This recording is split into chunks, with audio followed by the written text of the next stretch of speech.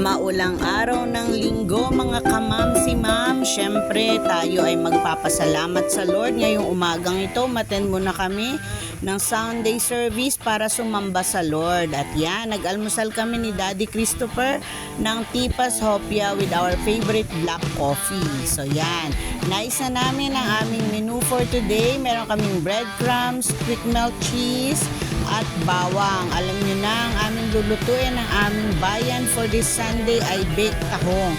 So, dalawang version yung ginawa ni Daddy Christopher. So, nilagyan niya ng garlic and then cheese yung tahong. At yung pangalawa, gusto niya may breadcrumbs para may texture at maging crunchy daw ang kanyang baked tahong. So, saglit na lamang yung binake dahil luto na, nilaga na ang tahong. At ayan, ready na ang aming lunch for today with fresh calamansi juice. Thank you for watching. God bless everyone.